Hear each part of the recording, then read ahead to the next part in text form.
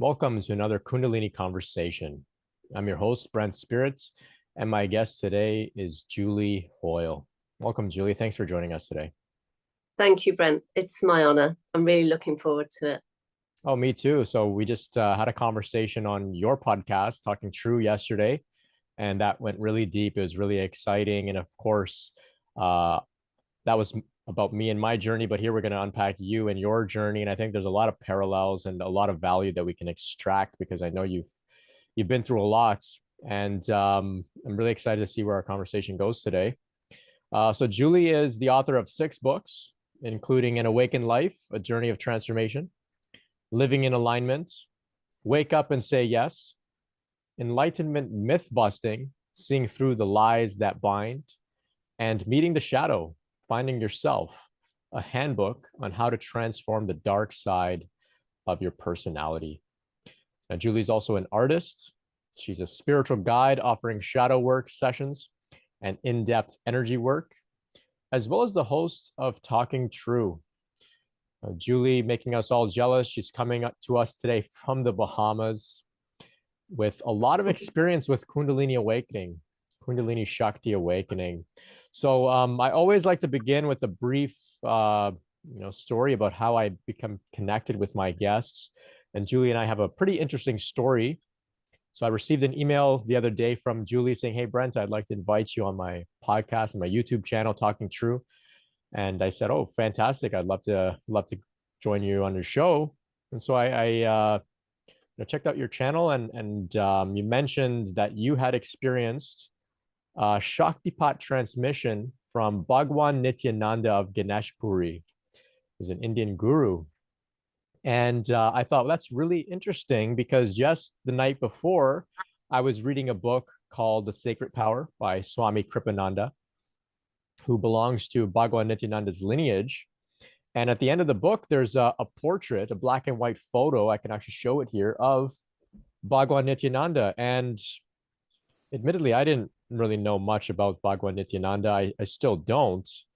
But I remember just that night contemplating this image here, just really, recognizing the Shakti in Bhagwan Nityananda. And so the next day, of course, Julie says, "Hey, well, I had this Shaktipat experience from Bhagwan Nityananda."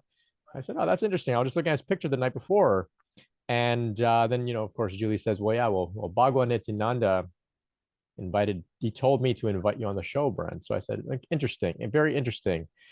This guru is playing agent for podcasters and the guests on the show. It's pretty fascinating stuff. So we'll unpack this. Of course, Bhagwan Nityananda he's known as a Shaktipat guru, steeped in that the Shakti. I mean, it's radiating, and of course, he's not in his body anymore, but still, that presence is it's all around, and seems like he's still serving those on the path. So, of course, Julie, I'm going to hand it over to you to really take us through your journey. Let us know about this experience you had. The aim for our conversation today, for those listening, is to really unpack Julie's journey for entertainment value. Of course, it's so fascinating to have these conversations, but also to unpack the challenges that Julie faced, which I'm sure many can relate with.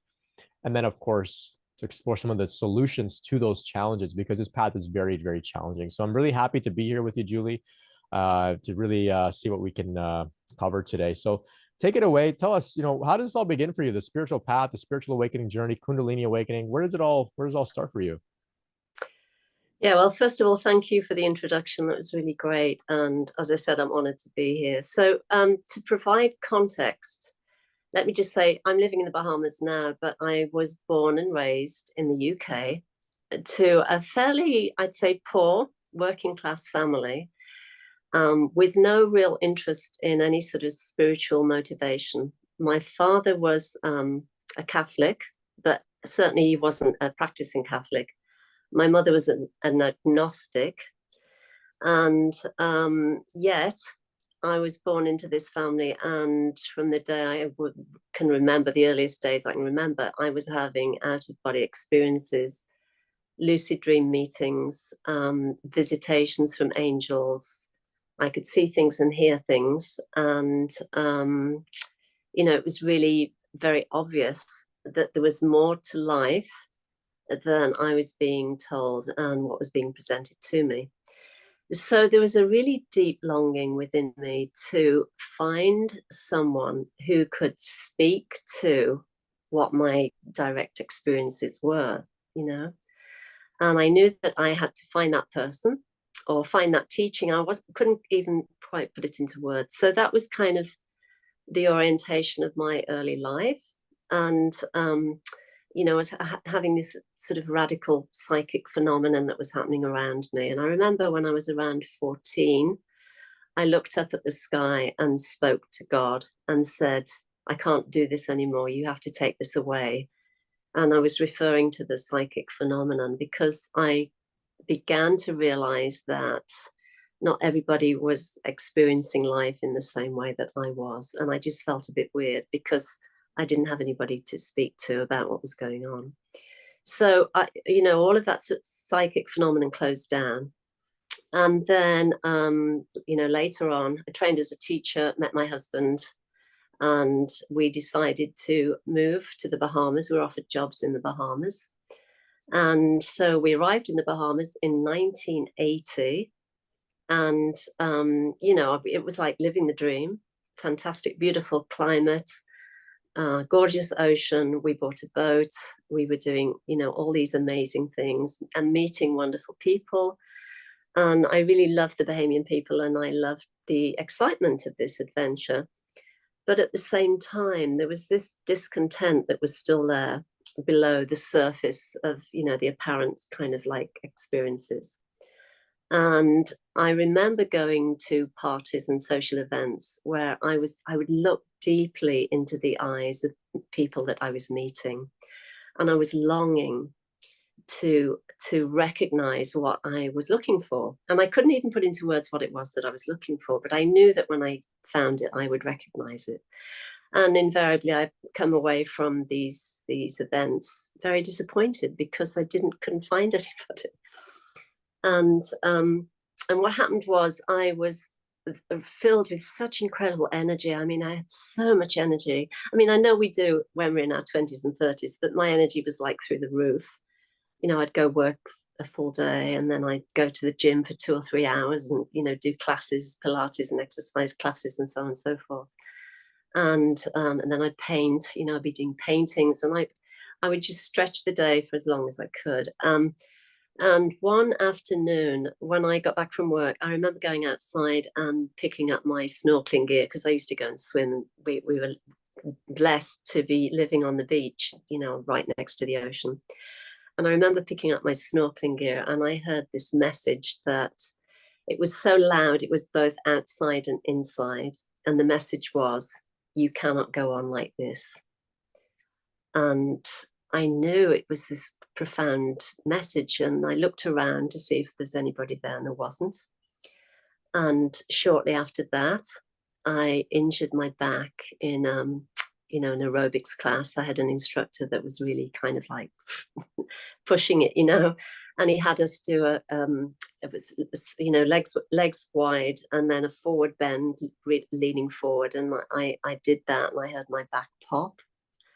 And I knew I was in trouble. So what happened then was I was on pain medication. I eventually ended up on bed rest for, I don't know, 2 months or something like that. I was in absolute agony. I couldn't get out of bed. And I had this epiphany. I think I went to see 6 or 7 doctors and they were all kind of prescribing different medications and it really wasn't touching the pain. But at a certain point, I had an epiphany. And the epiphany was that my back condition related to closing all my gifts down, or the gifts, I can't say I can't take, a personal kind of like responsibility for these gifts because they were just given, right?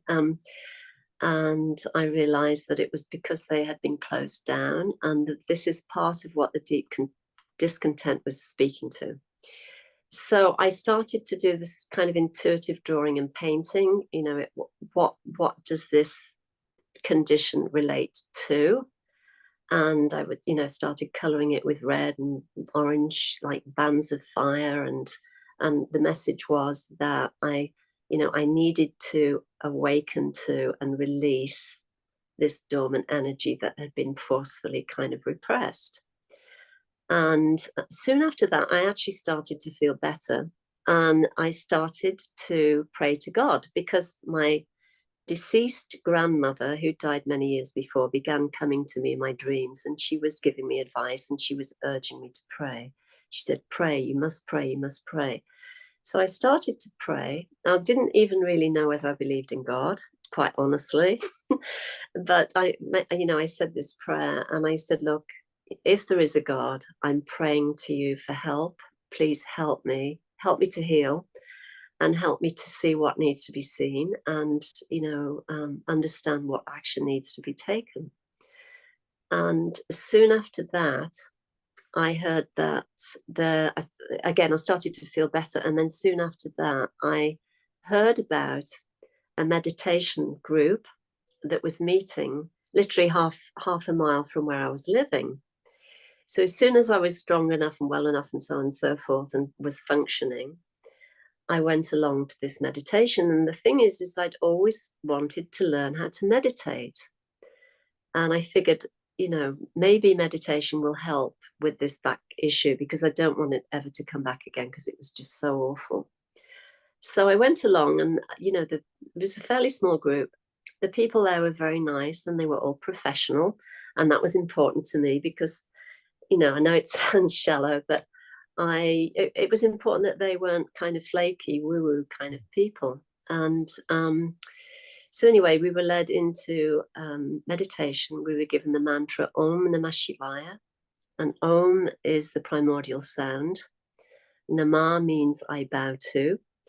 And Shiva or Shivaya is supreme consciousness itself. So you're actually saying, I bow to the light, I bow to the Lord, I bow to God or source within my own being. And I love the chanting, and the music was lovely. And when it came to meditation, I could not for the life of me meditate. My mind was so busy. So I remember trying for a few minutes, and then I ended up opening my eyes and looking around the room, trying to figure out, how can he be sitting so still, and what's he doing, what's she doing?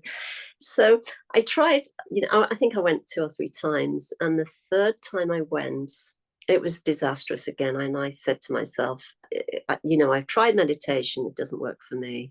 This is the last time I'm ever coming to this group. And then I drove home and, went to bed. And then that night I had a lucid dream. And for those who don't know what a lucid dream is when you wake up in a dream and you recognize this is a dream and I am dreaming. And I've been a lucid dreamer ever since I was born. I've always had lucid dreams. So I woke up in this dream, and I was in a place that was reminiscent of India, although I'd never been to India. I knew I was in India. And I was walking with a small group of people up a hill towards, we were in a rural setting, and we were walking up towards this cinder block building, this 1-story cinder block building. And my heart was pounding. And we were yogis. I knew we were hatha yogis. We were carrying these rolled yoga mats. And I was walking alongside a woman that I had just met at in the meditation group. Her name was Cheryl. And everybody was walking in silence. And we entered the building at the back. There was a door at the back, and we entered through the door. And as we entered, I could see that there was a yogi, this incredible looking yogi, sitting cross-legged at the front of the room on a low wooden tucket. He was wearing a white loincloth. He had his eyes closed, and there was the most profound recognition. It was like everything within me just collapsed and pranamed. And I recognized that he was the great being that I'd always been searching for. And at that moment, it was like everything completely fell away. All of that kind of seeking energy, the angst, just fell away. And he didn't move a muscle, didn't open his eyes. And Cheryl whispered to me, unroll your mat and lay down on the floor. So I did. And, you know, the other people did the same. And then Cheryl whispered to me, repeat the mantra.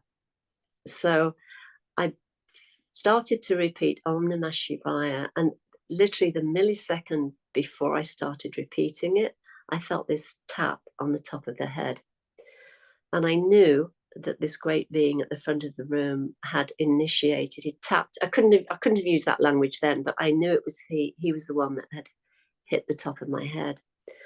And from that tap, the most incredibly potent and powerful energy began to pour through my being. It just went into every single cell of my being. It just cascaded down, and it was swirling kind of violently, and it was going around and around and around each cell. And I could feel each cell pulsating and vibrating with this energy that was getting more and more and more powerful the more I repeated the mantra and watched this energy moving.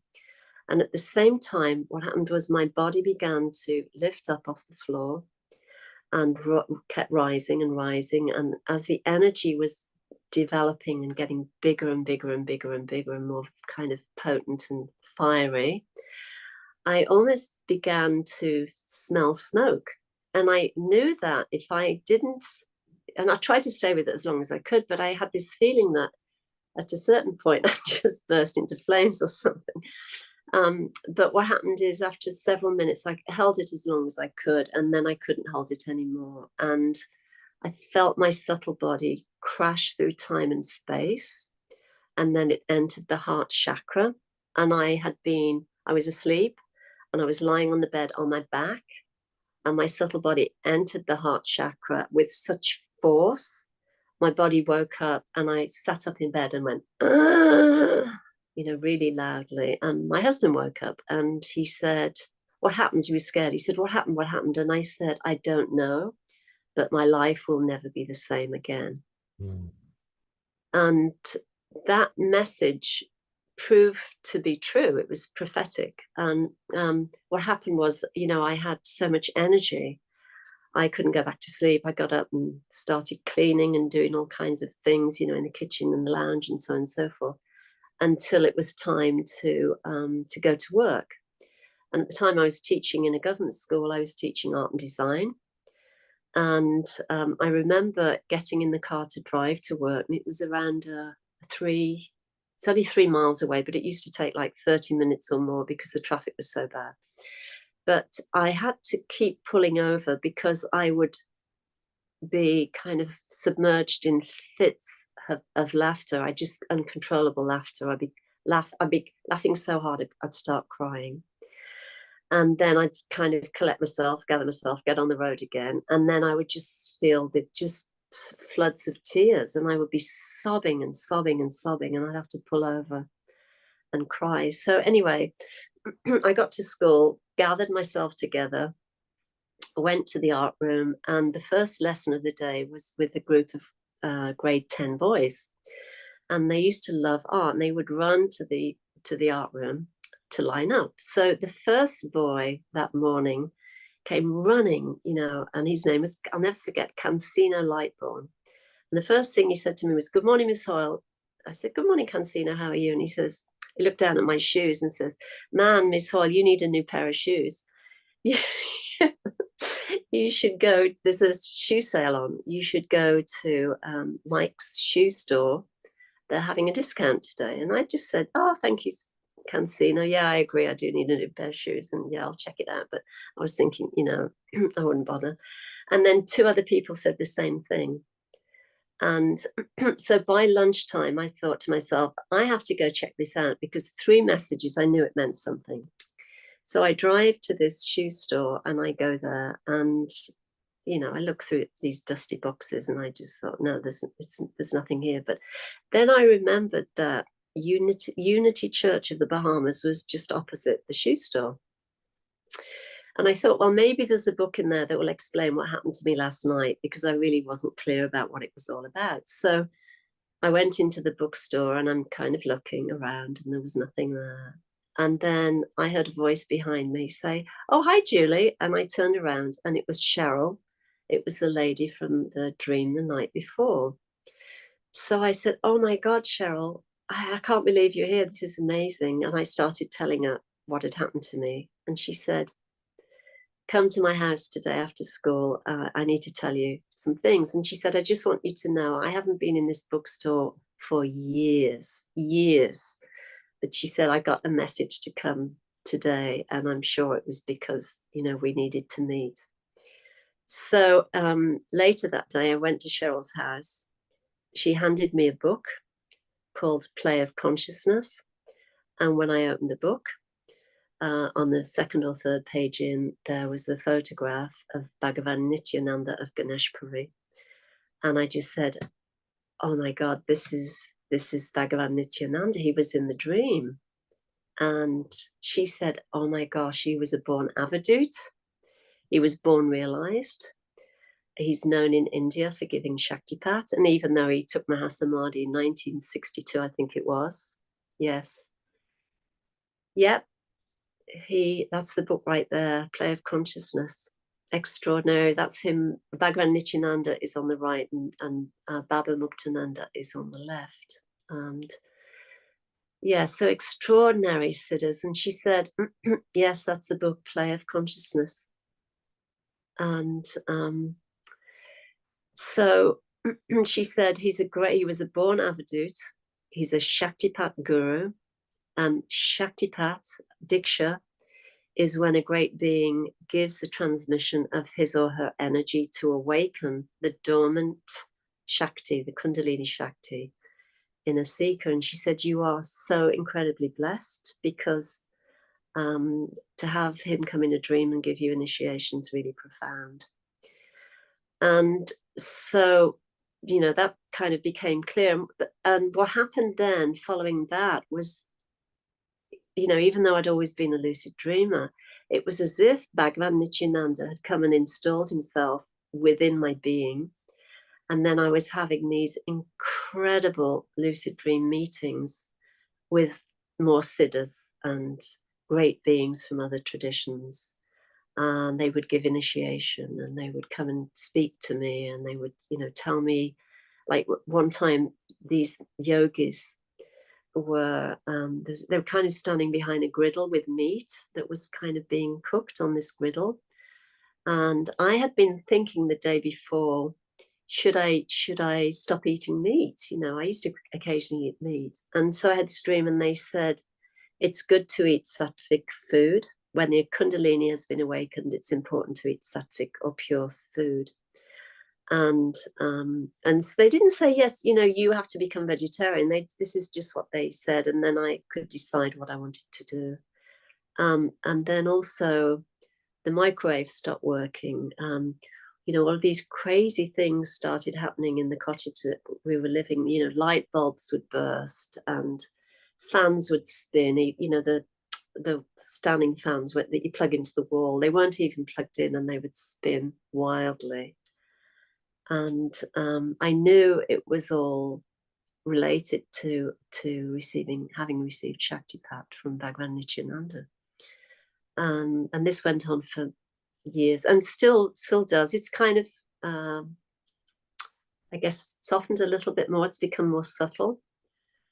But this psychic phenomenon just kind of blew up. And because of his initiation. This is an incredibly mind-blowing story, which I'm sure many out there listening can relate to. Early on, you have these natural psychic gifts, which many people do. And for those who don't, it can, cause a little bit of jealousy. They may say, well, I want psychic powers and gifts. But the truth of the matter is it's very challenging at times. And like you said, you had to, ask God, just stop, just take this all away. It's a lot to manage, especially in this modern world where people don't fully accept or understand. But nonetheless, those who have these gifts, we're given these gifts for a reason. So it only makes sense that it would now reemerge later on in your journey. Very interesting that you experienced that back injury with the pop. Yes. And intuitively you connected some of the dots. think that's pretty interesting. Pretty interesting. Um, of course, you have some books out about lucid dreaming. It seems to be one of your areas of specialization. I have a talk on Kundalini and dreams in which I essentially say, look, some of this phenomena happens in dreams, and it's very easy for a skeptical person to say you were just dreaming. None of this is valid. None of this is real. It's all in a dream, right? You know, dream on, right? But my message in that talk is, we don't know what dreams are. Science doesn't know. Psychology doesn't know. It's something that we really take for granted, that we spend quite literally a very large portion of our lives sleeping and dreaming, and we don't even know what we're doing. We don't know. But clearly, there's a incredible potential there for spiritual development and growth. And for those out there that may be listening and saying, I had some Kundalini phenomena in a dream, I had some spiritual phenomena in a dream. Was it just a dream? Well, I would argue absolutely not. It's very real because, like Julie, what you're sharing here, the experiences you had in the dream carry over into your waking life and have continued to influence you to this day. So it wasn't just a fleeting dream; it was a very real and valid experience. Um, as equal to, maybe if you had encountered a great Shaktipat guru in person, as equal to, say, a plant medicine journey, or as equal to, doing a lot of practical meditation or physical healing, or yoga, whatever it is. Just because it's in a dream doesn't mean it's invalid. Um, and so I'm happy that you're here, having been transformed by a dream, showing, these aren't just dreams, it's very real stuff. So you've now had this incredible synchronicity encountering Cheryl in the bookstore. You're getting a sense that something is calling you, provoking you to move forward on your journey. You're in the flow. You know about Bhagwan Nityananda now.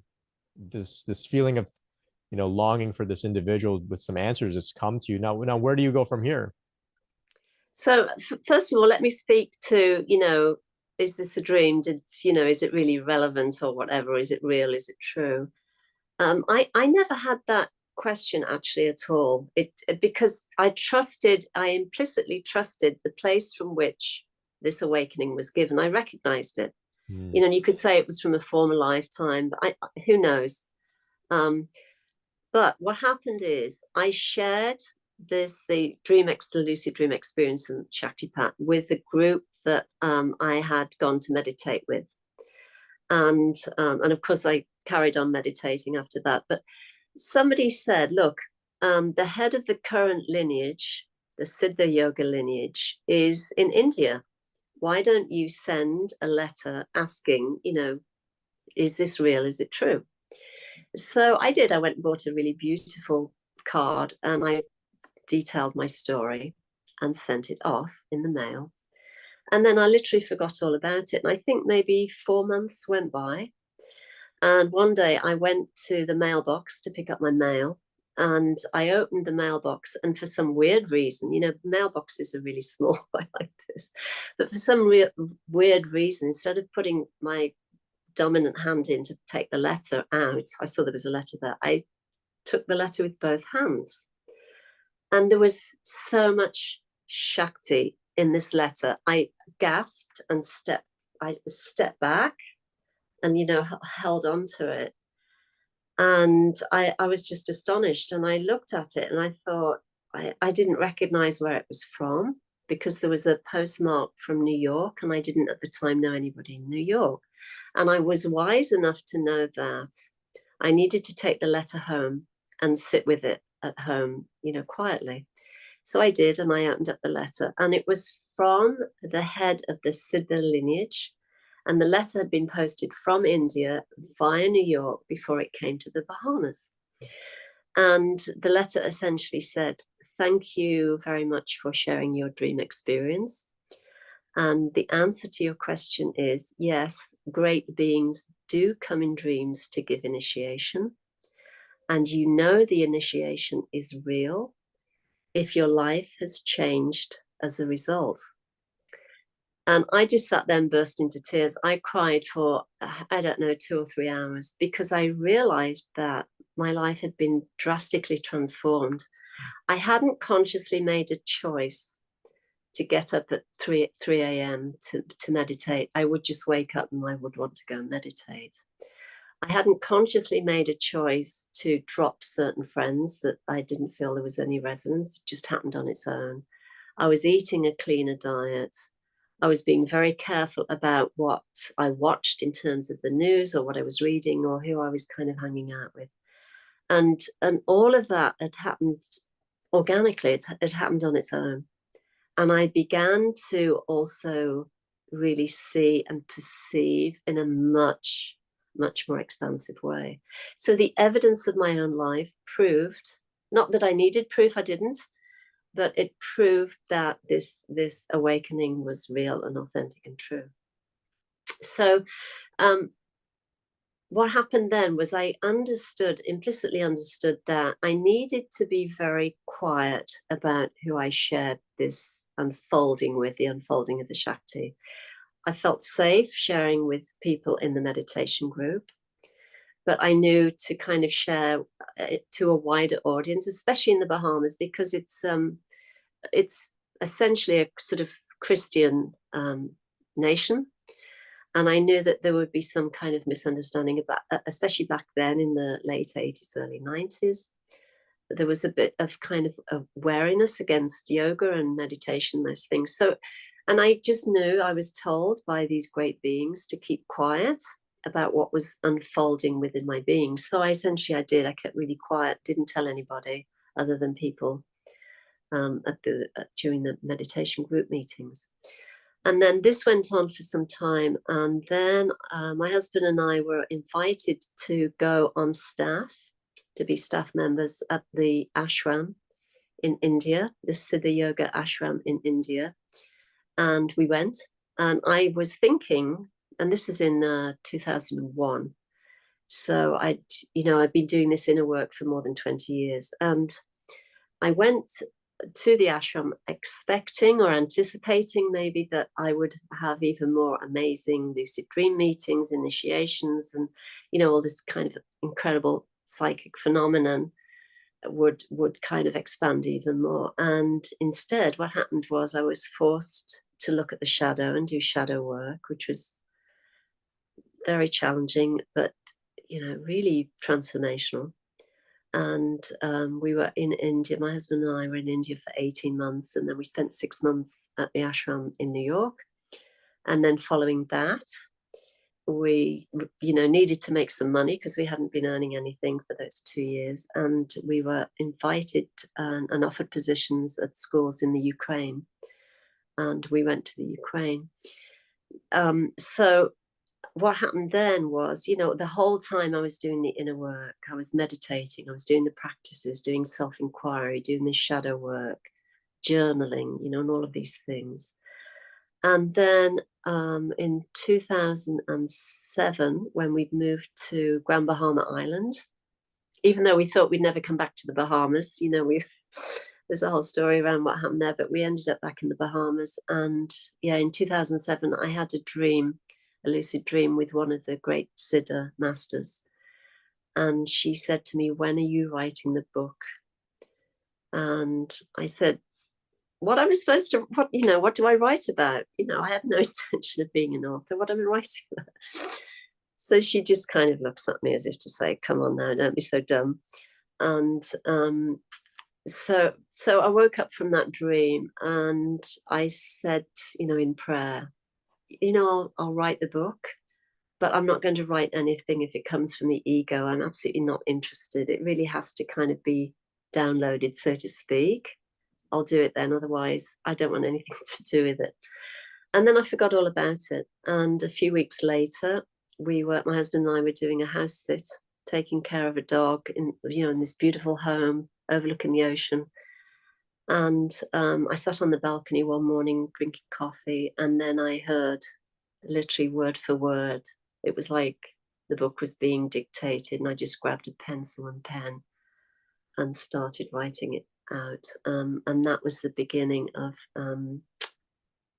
how writing the books started. And the first book, An Awakened Life, A Journey of Transformation, details the whole process of awakening and what happened. And so from that point on, what happened is I always say the Shakti, it's like a big tsunami. It moves in and I just go with it. And I get this prompt to do something and I just do it. I just trust it implicitly. And I know that if I don't, and I usually don't have a clue, that I know that I'll be given guidance and somehow I'll figure it out. Brilliant, brilliant. Um, I want to unpack a little bit about your period of shadow work. Um, from what I gather, was this the period of emotional and psychological purification, purging? Would you attribute this period to that sort of experience? Yes, I mean, Dr. Carl Jung has famously, in his writings and his teachings, spoken to what the shadow is, and the shadow is the unconscious. It's the unconscious within our being. It's where we house those beliefs that we're not good enough, or that we don't have creative talents, or that we don't measure up. And if people knew the truth, they wouldn't want to know us. It's all of those things, and that we kind of inherit from childhood, right? So it's patterns and conditionings and beliefs of a negative kind. And so we try to separate away from that and present in the best light possible. And I'd never heard of that. I'd never done any counseling or anything as a child. I mean, it was new. But what happened was, when I was at the ashram, I was I was asked to be part of the logistics team, which would be the team that would set up intensives and programs and events when the guru, the enlightened master, was there. And so I was part of that, team. And I remember one day there was a young woman who she was managing a new event that was happening, and it was dear to her heart. And I was sitting at a computer finishing something up, I was typing something up, and she asked me to help. And I said, yes, absolutely, I'll help you. Just let me finish this document, let me save it, close it down, and then I'll be right with you. And she just kind of, she was like a tigress. She launched up at me, almost showing her teeth and her, fangs and her paws and whatever, and was yelling at me and cussing and carrying on like a wild thing, using really foul language. And it was just so shocking. It's like, I couldn't believe it. And so I just closed everything down, went outside, and I was leaning up against the building, and I had this thought. And the thought was, how is it possible that someone with so much anger can be at the ashram? Yeah. And with that recognition, I felt this dark energy coming up from within my being. And I knew that this young woman was just reflecting the suppressed anger and depression, despair, irritation, whatever it was, that whole collective bag of whatever within me. It was all my stuff. And so what happened then was, I was, for part of my duty, I used to do library saver or service, and there was the most incredible collection of them, really amazing books from all paths, faiths, and traditions, and speaking about awakening and all kinds of things. And so it was a pretty huge space, and I was walking up and down the aisles, dusting and so on and so forth. And I was walking past one row of books, and a book literally jumped out and landed at my feet. And I bent down and picked it up and saw that it's a book by Mrs. Irina Tweedy. And it was all about, when I opened it, I just flicked it open, and it was about shadow work. And she said she had gone to India to study with the guru, and she thought he would show her light. He thought he would show her God, and instead he forced her to face the darkness within her, and it almost killed her. And I knew as soon as I read that was what was happening in my case. I was being forced to face the darkness within me. And the whole time I was there, I'd wake up and I'd just be dealing with something else, and this rage would come up, and the anger would come up, and frustration would come up, and it was so ancient. And so I was really, everybody who was there, mostly it seemed, was blissed out and enjoying it, and I was just struggling. It's like dealing with the weight of this darkness. So I worked on that for many, many, many, many months, and at a certain point, I knew that it was finished. It had been seen and integrated and loved into the light. And what I found is that work is essential to kind of ground you in a way, because if you haven't done your energy work, this work with the psyche, those parts of you that believe that you're less than, or that something's wrong, or you don't want people to find out about you, those parts will keep pulling you back into limitation, even if you have the most incredible psychic gifts and phenomenon and expansion of consciousness and all of those things. So it was really, all of that work was really vital. And also the other part of that is that as I was doing the shadow work, the, I guess, repressed creative energy and power started to come out. And so I went through this period where I was just painting like a dervish and writing like a dervish, and it was just kind of pouring out of me. And I'm just gonna get you to elaborate a little bit more on the way that you worked with these emotions and things that were coming up. For those out there that are in the midst of the shadow work period, a lot of them feel victimized by this, right? Why is this happening to me? Where is this coming from? Why am I, facing all these difficult emotions? And often that causes some confusion, especially if they don't have proper context. Causes them to feel like this Kundalini thing this is not a blessing. This is just a curse. So you mentioned here that that the repressed material, the anger, the resentment, frustration, etc., was seen, integrated, and loved into the light.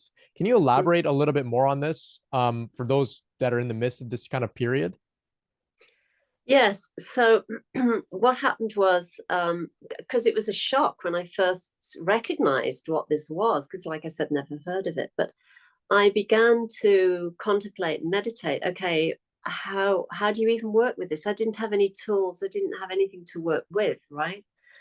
And although I did have Mrs. Irena Tweedy's book, Chasm of Fire, is the book if anybody's interested, but she didn't detail how to work with the shadow. She was just sharing from her diary, and it's pretty intense.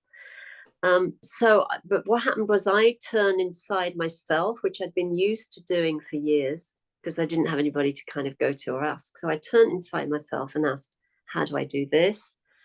And then I was given this inner guidance to make a list. So I started by making a list of 5 people that I really admired in my life. And those people were, Mother Teresa, and, the great beings I'd had darshan of in the lucid dreams. And, I had a really lovely, wonderful gift of the list of these great beings. And then I made a list of 5 people that I really didn't like, didn't care for, or, you could say hated, although hate was a really strong word, but some people I just didn't want to be around or didn't want to be like. And then I was invited to look at, and this was all spontaneously coming out of me, and I was invited to look at the people who I admired and put the qualities alongside them that I really admired, which I did, which was easy. And then the same with the people that I really didn't want to, didn't like. And then I was shown that the qualities of both are within me. Mm. And here was the other side of that too. So that was a shocker, because I didn't want to kind of acknowledge that the qualities in a relative that I really couldn't stand were also in me. But then what happened was, after I got over the shock of that, how do they manifest? I was guided to look at those qualities in terms of keeping myself safe. So a negative can actually have a positive kind of impact.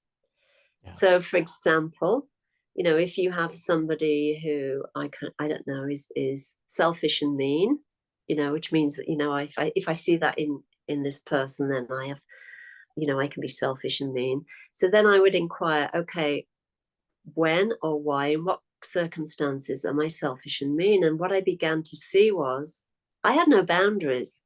You know, I didn't know anything about boundaries because I'd come from this place of lack of self-worth. And so when you have a lack of self-worth, you're trying to please everybody all the time. You have, you know, I had no boundaries. And so I began to see that the times when I was being selfish, I was actually, it was like a kind of a trauma response, you know, trying to keep myself kind of safe and preserve my energy so that I don't kind of bleed out too much. So there's always a positive in the negative if you understand, you know, so when you highlight the people that you don't like, for example, you can't get along with or drive you crazy, you make your list. But then you say, okay, why or when do I exhibit selfishness or greed or anger or whatever? And again, there's always a positive. So that really, really helped me. So I did that work, you know, fairly intensely. And then the other thing that I did was I prayed and I asked to be shown when the shadow was at play, you know, and I was maybe pulling back or trying to sort of repress or hide. Or if somebody said something to me that would kind of trigger me, I asked to see that really, really clearly so that it would not be missed. And I asked for guidance about how to work with that and on an energetic basis. And that's essentially how I kind of went through doing that work while I was in India. And then when my husband and I left India and went to Grand Bahama, I just continued on with that. And I started reading more books by Llewellyn Vaughan Lee, who is a Sufi master, and he's written beautiful books. He's in the Sufi tradition with Mrs. Irina Tweedy, and he speaks about and shares about dreams and the importance of dream messages, looking at the unconscious and working with the psyche, because he says, and it's true, if you don't work with the psyche, then you can either become unbalanced if you have an awakening, a Kundalini awakening, or you can go the other way and become filled with ego. And we've seen that through time with respect to teachers who just become very egoic monsters, you know. So brilliant. Yeah, thank you. This is very insightful tools, practical tools. You know, using relationships as well to help us to go deeper. I think that is one of the most difficult parts of many of us, difficult parts of the journey for many of us that are here in the Western world, without very easy access to go live in isolation in a community. But it's a really powerful way to go very deep relationships. And I love your attitude there, you know, to see that the qualities in others are the same qualities in us, the same mechanisms are at play in us.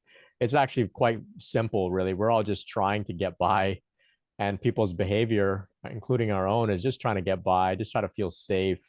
It's not much going on much deeper than that, really, if you boil it down. So that's pretty fascinating stuff there from the shadow work. And of course, I invite listeners out there to check out your work, your book here, you know, Meeting the Shadow, Finding Yourself.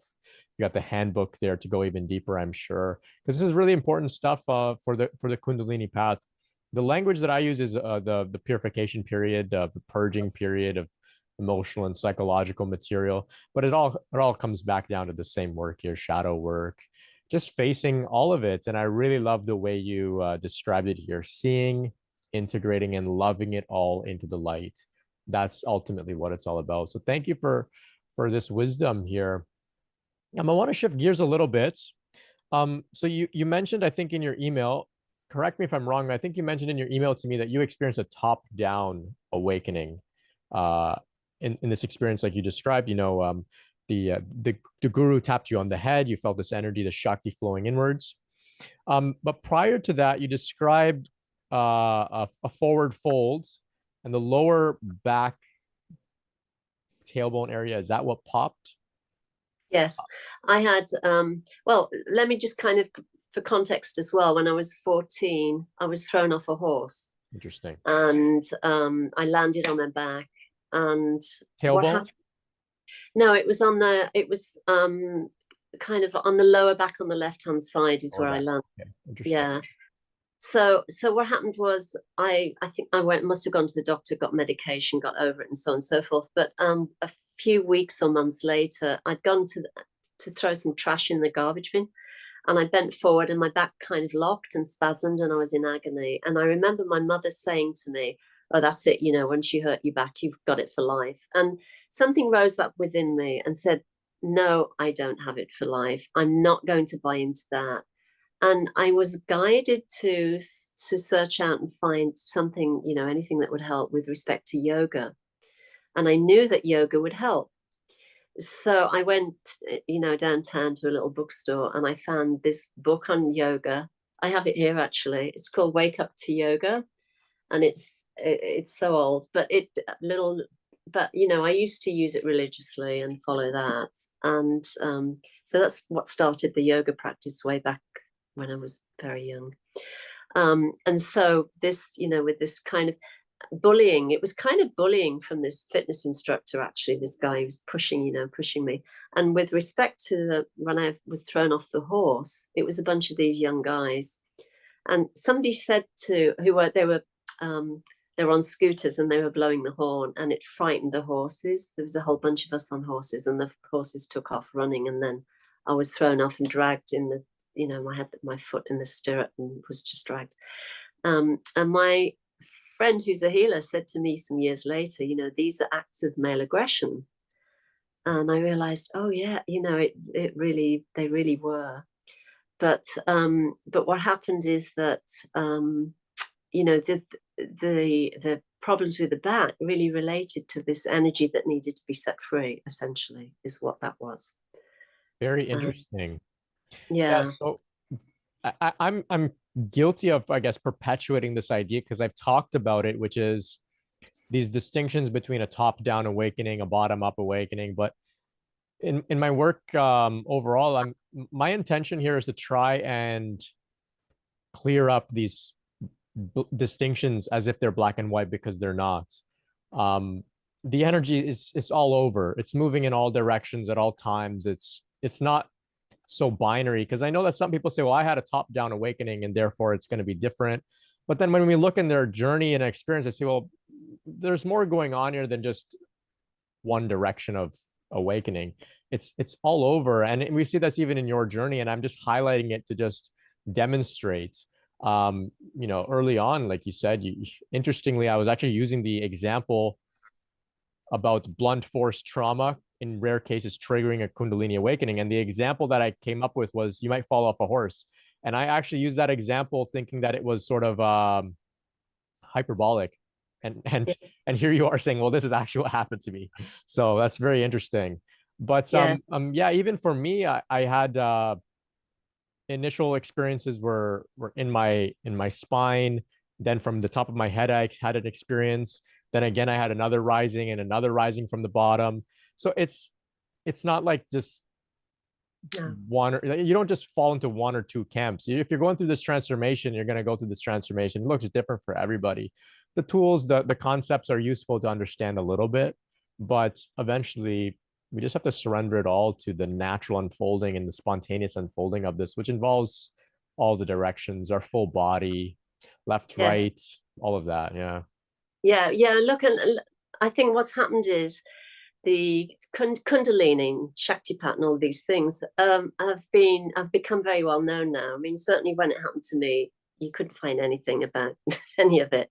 And I think in many ways it's being hijacked because there are teachers who claim to be able to give Shaktipat.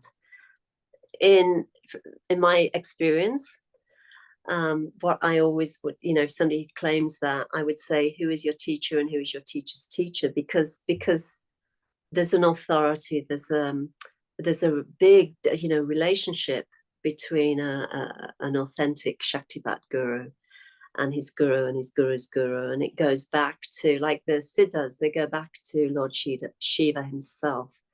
And the thing is that when they give Shaktipat, they can give Shaktipat through, like tapping on the top of the head, or through thought, through word, through mantra.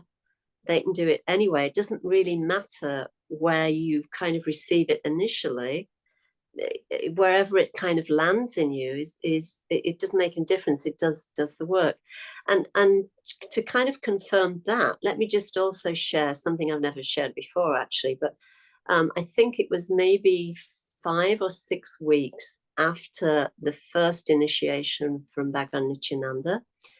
I was lying in bed. It was, I was moving between kind of deep sleep and coming into waking. I was in that state. And I felt this presence moving into the room that was so incredibly profound and powerful. It was huge.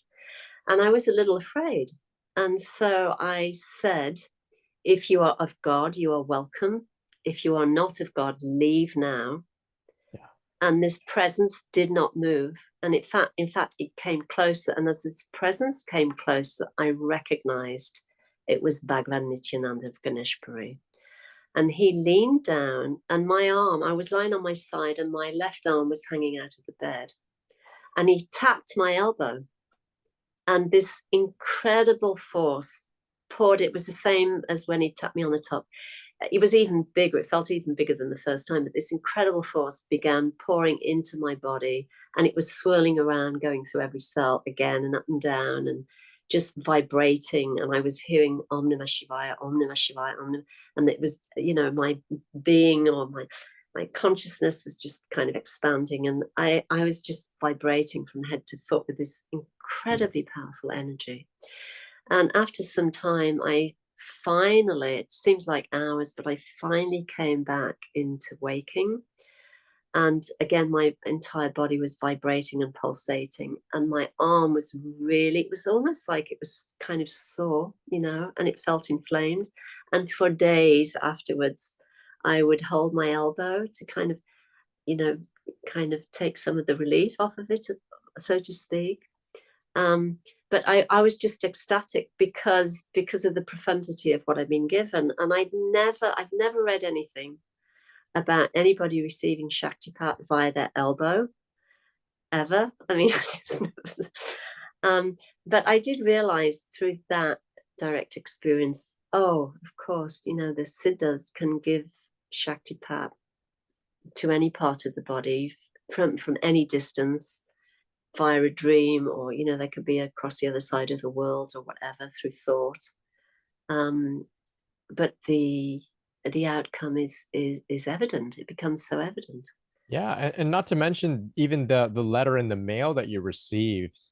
I've heard of some who are offering Shaktipats to offer, I think they call it Shaktipat in absentia. So through an item that has been blessed with that energy.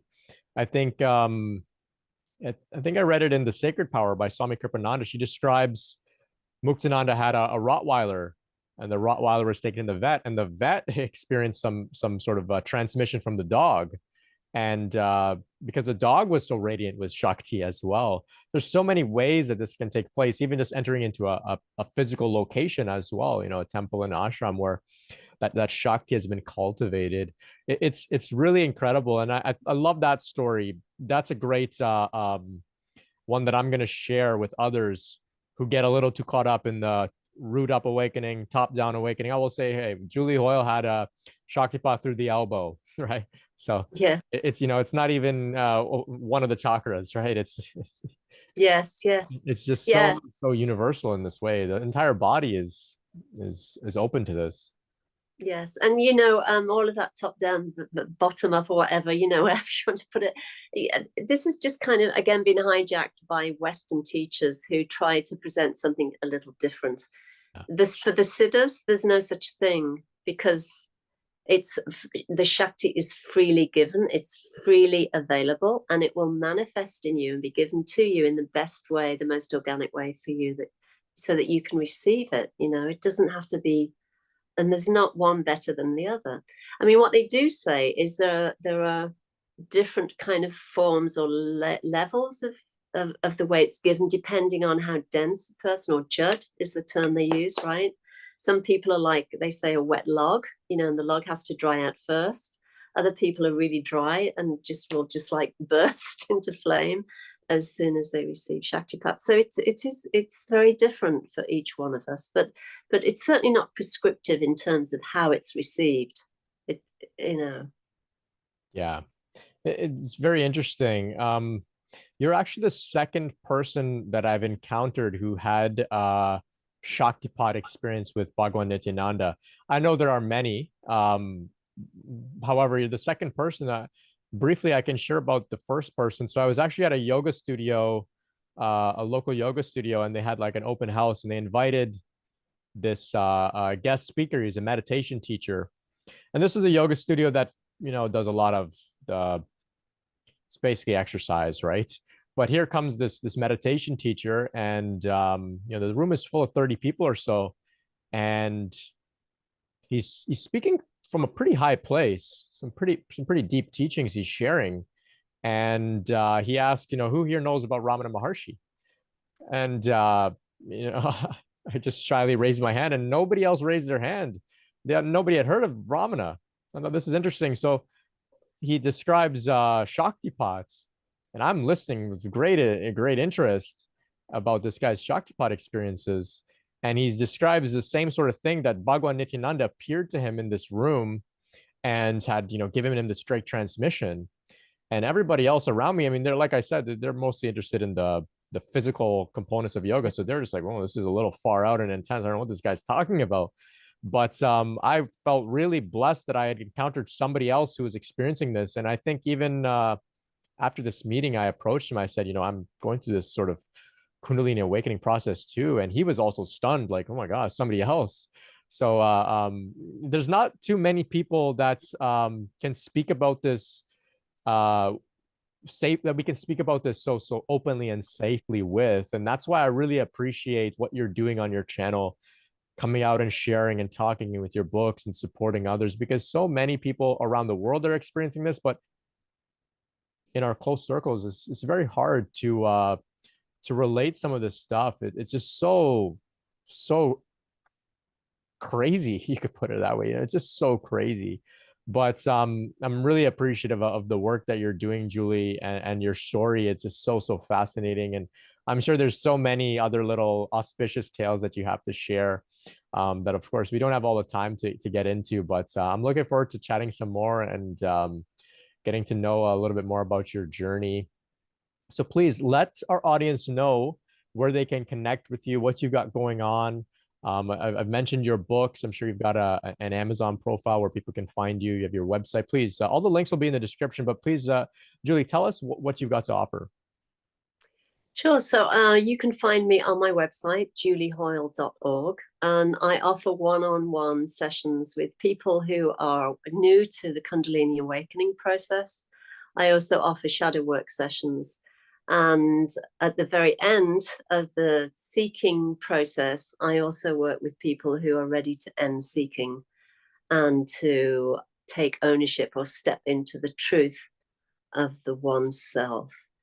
In addition to that, I have my channel on YouTube, which is titled Talking True, where I'm interviewing and speaking to mystics, near-death experiencers, healers, and people who are going through their own awakenings.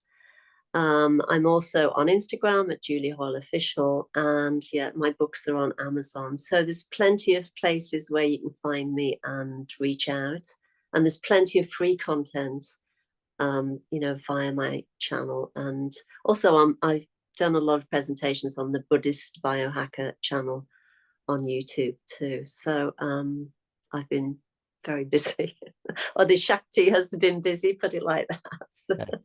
Keeping you busy with a full plate. Fantastic. Thank you so much for all the value you're offering to those on the path.